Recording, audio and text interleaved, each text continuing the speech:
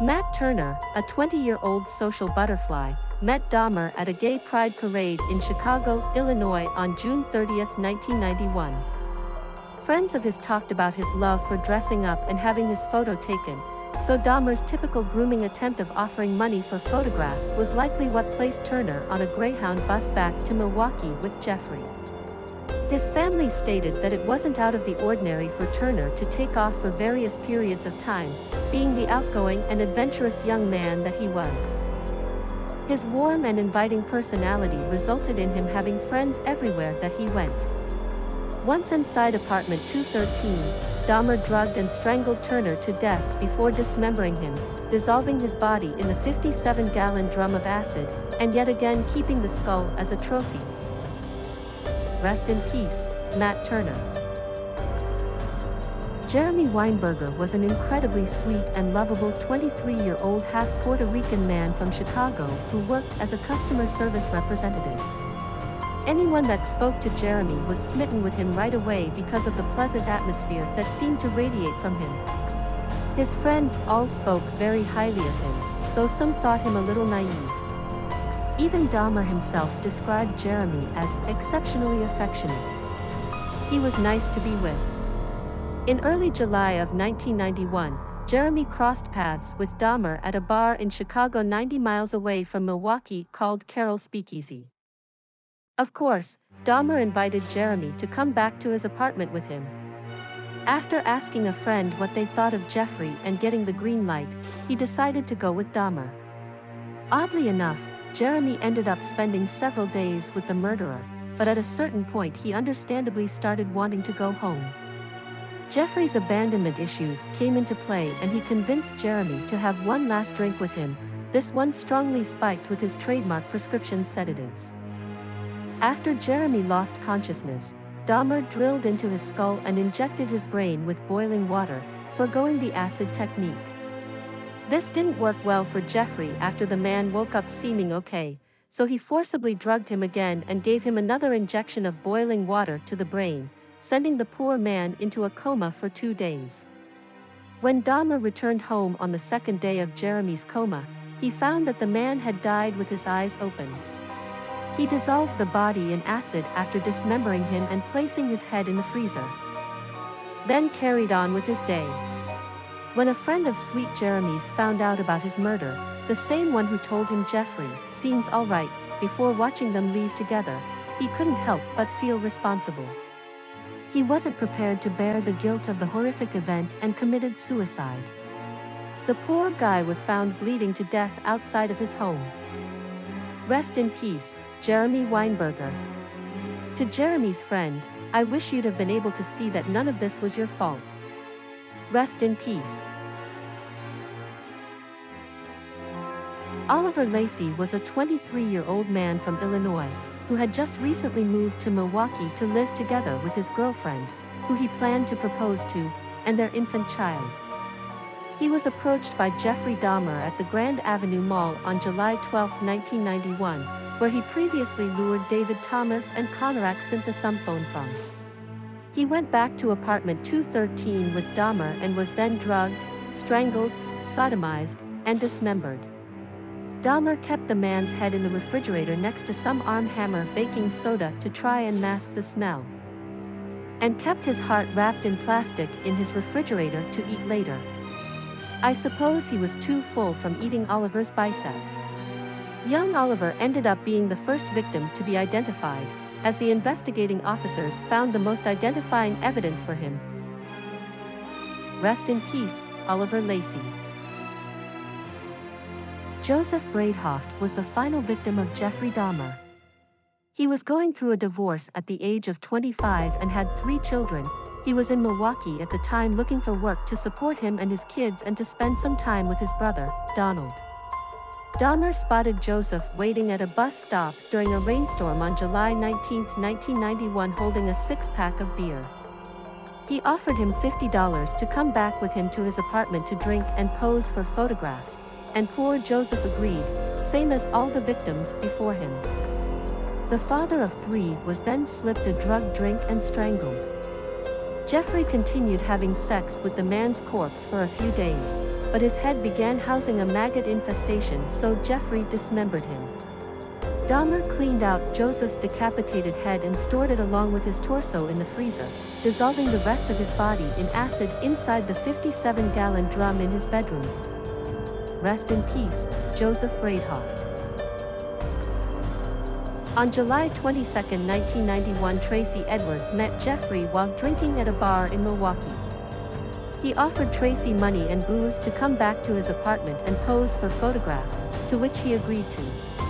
He described Dahmer as going from a friendly and pleasant guy to a crazed killer, repeatedly threatening him with a 6-inch knife and telling him that he was going to cut out his heart and eat it. He witnessed Dahmer enter unpredictable stages of manic behavior, for example, rocking back and forth and chanting while transfixed on movie scenes from The Exorcist 3, which he was known to watch over and over again on a loop. Tracy continuously tried to calm Dahmer, reassuring him that he wasn't going to leave and that he was his friend in a desperate attempt to delay the crazed man from acting on his impulsive urges. During a moment of distraction, Tracy noticed that Jeffrey was no longer holding the large knife and took the opportunity to lunge at him, delivering a blow to the side of his head and knocking him down. At about 11:30 p.m., he fled apartment 213 and a patrol car on the corner of 25th Street and Kilbourne Avenue witnessed a man frantically running down the street in handcuffs. Their initial assumption was that this man had escaped from another officer, but Tracy quickly explained that a crazy freak was trying to hurt him and had put the handcuffs on him, so they promptly went with him back to Dahmer's apartment. Predictably, Dahmer put on the nice guy mask once more and invited the trio inside. He admitted to placing the handcuffs on Edward, but offered no explanation as to why. One of the policemen, Officer Mueller, headed into Jeffrey's bedroom to retrieve the knife after Tracy told him he would find it in there. Dahmer tried to push past Mueller in an effort to keep him from going through to the bedroom, but the second policeman, Officer Roth, intercepted and warned Jeffrey to back off. Mueller found the 6-inch blade resting on the bedside table, but the attached drawer that had been left open is what truly caught the officer's attention. Laying inside were piles of Polaroid photographs depicting over a dozen human bodies in various stages of dismemberment and decay, purposely posed in nightmarish positions. Mueller instantly recognized the apartment in the photos as the very one they were standing in. Obviously shaken to the core, Mueller brought the photos to Roth's attention and muttered, "These are for real." Dahmer went berserk upon realizing they had found the photos, his calm demeanor instantly crumbling before them. He lashed out at the officers who quickly overpowered him and got him pinned to the floor in handcuffs within a matter of seconds. Backup officers were called to the scene and Mueller began searching the apartment right away. Just a minute or two after beginning his search, he opened Jeffrey's refrigerator and was met with the empty gaze of a freshly severed head of an African-American man. To which he screamed, "There's a fucking head in the refrigerator." He would later recall hearing someone scream, only to realize the scream had been emitted from his own throat. Jeffrey, still pinned to the floor, finally gave up the fight and stated, "For what I did, I should be dead." Tracy Edwards was deemed the hero that put an end to the Milwaukee cannibal, and went on to say, "He underestimated me. God sent me there to take care of the situation." Unfortunately for Tracy, that wouldn't be the only attention he'd receive for permanently halting Dahmer's murdering spree. As it turned out, the state of Mississippi had put out a warrant for his arrest for the sexual assault of a 14-year-old girl, finally finding him through the news reports praising him for his bravery. He was extradited to Mississippi to be charged with his crime. Later, after returning to Milwaukee, Tracy sought $5 million in a lawsuit he filed against the city's police department for not following up on complaints regarding the smells and observations neighbors made towards apartment 213 that could have prevented several deaths, including his own traumatic experience.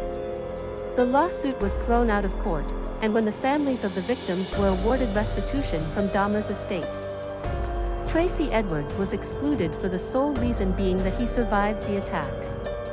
The troubled man carried on with his life, people that knew him claiming he was never able to escape the experience in apartment 213, which fueled his drug and alcohol addictions. This lifestyle resulted in him becoming homeless in between his multiple prison stays, and he began hopping from one shelter to another around 2002. Many years later, on July 26, 2011, a witness reported 3 homeless men having an argument on the Hone Bridge just before seeing one of them get thrown into the Milwaukee River 120 feet below. The man drowned before police could arrive. One of the 2 suspects happened to be Tracy Edwards.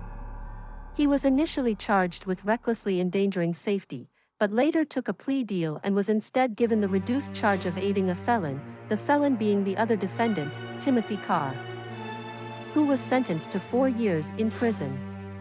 6 months later, in January of 2012, he was convicted and sentenced to 18 months in prison, although still credited for 191 days spent behind bars awaiting his trial.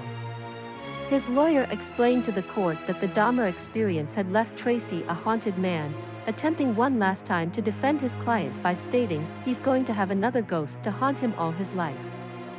The sentencing judge, Rebecca Dowlett, replied directly to the defendant, "In your efforts to drown your sorrows, you have made other people victims." Upon his release in the summer of 2013, Tracy Edwards would be ordered to seek drug and alcohol abuse treatment, ordered to pay the drowned victim's mother $2,520 to pay for funeral costs, and would be strictly monitored by police until 2015. Many years later, on July 26, 2011, a witness reported 3 homeless men having an argument on the Hone Bridge just before seeing one of them get thrown into the Milwaukee River 120 feet below. The man drowned before police could arrive. One of the 2 suspects happened to be Tracy Edwards. He was initially charged with recklessly endangering safety, but later took a plea deal and was instead given the reduced charge of aiding a felon, the felon being the other defendant, Timothy Carr, who was sentenced to 4 years in prison. 6 months later, in January of 2012, he was convicted and sentenced to 18 months in prison, although still credited for 191 days spent behind bars awaiting his trial. His lawyer explained to the court that the Dahmer experience had left Tracy a haunted man, attempting one last time to defend his client by stating he's going to have another ghost to haunt him all his life. The sentencing judge, Rebecca Dowlett, replied directly to the defendant, "In your efforts to drown your sorrows, you have made other people victims." Upon his release in the summer of 2013, Tracy Edwards would be ordered to seek drug and alcohol abuse treatment, ordered to pay the drowned victim's mother $2,520 to pay for funeral costs, and would be strictly monitored by police until 2015.